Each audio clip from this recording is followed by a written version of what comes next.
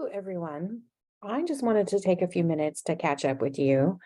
I think we've had a few weeks um, since the last time I created a video, and I just want to re-emphasize the need to find an organization that you would like to work with. So I'm going to show you some resources that are available that are necessary for you, and this will really help you build out the rest of your um, chapter 1 and then chapter 2 the next class and chapter 3 the following class. So let's get started. We're going to go to my resources here, and we are going to the Doctoral Resource Center. We are in the College of Business, and we are in the DBA program. So you'll see all these resources, and I wanted to highlight this for you. Notice here, this is the letter of intent, and the letter of intent is needed by the organization you're going to be working with. If you don't have a letter of intent, it'll be very difficult to get through the IRB process.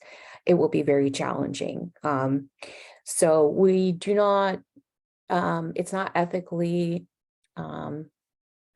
it's not ethically possible to interview management or employees of an organization that has not willingly agreed to participate in our study. So that's really important.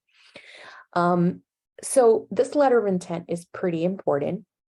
It's going to be included with your final DSP. So I just wanted to give you a couple of things to think about when you're looking for organizations and giving you some ideas as well. So you want to have an organization that you can have 3 data sources with. And I know that sounds like a lot, but you need to have at least 15 participants in the 3 data sources. So this can mean a couple of different things. You need 3 sources of data. So let's say you're working with a small company that only has 6 employees. How are you going to get 15 participants? Maybe you can discuss with them if you're able to reach out to their customers and use them as participants. If you're working with a nonprofit organization, maybe some of the people that use their services might need some support as well, and you could use those participants as well. You can use a document analysis as one of your sources, data sources. You can use the same participant and use a different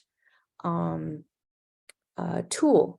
For example, you can use a questionnaire, and then you can also include the same participant in a focus group as long as the questions are different.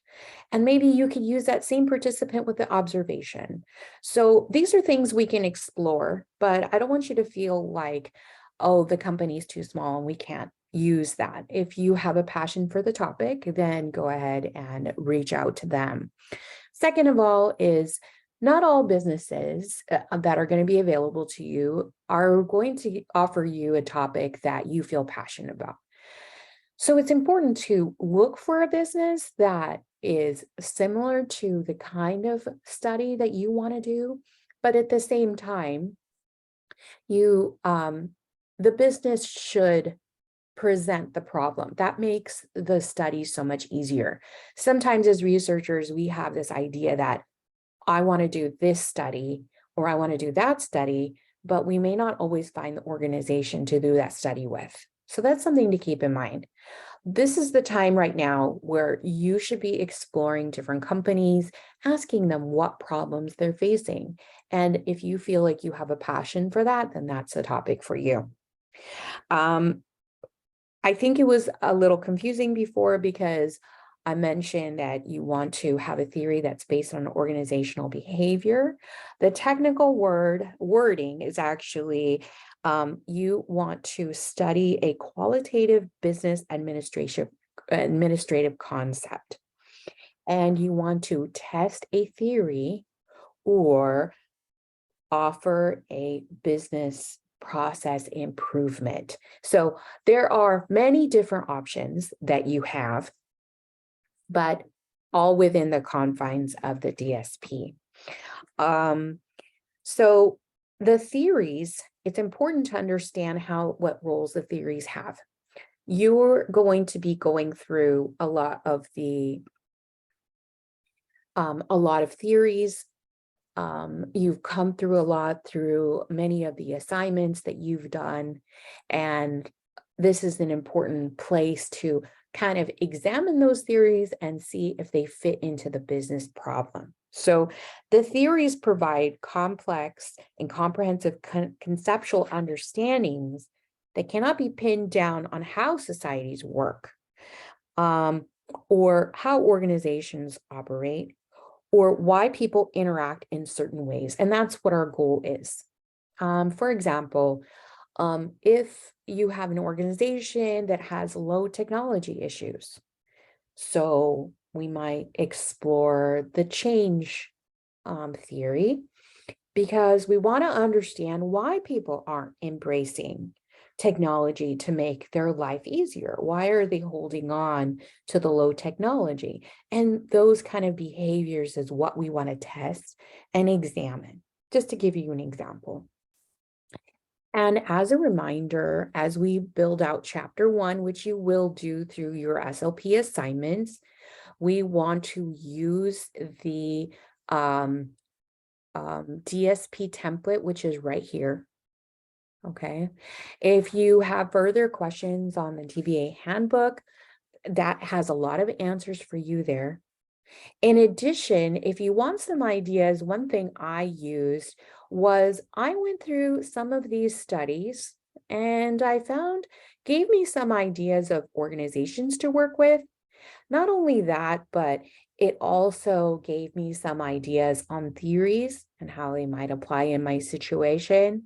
So that is a really great resource as well. And you could see how they applied the research to the theory and how the theory attributes related to the data. So that is really good research for you to do. So I propose a goal to you to look up 2 of these that are similar to your topic and see if you're able to find some theories and maybe reach out to an organization that you're thinking that might work out. Of course, if you need some help, please reach out to me and we can talk about it. Ways to network, ways to find an organization to work with. I can help you with those strategies as well. So please reach out to me if you have any questions at all. Have a great day.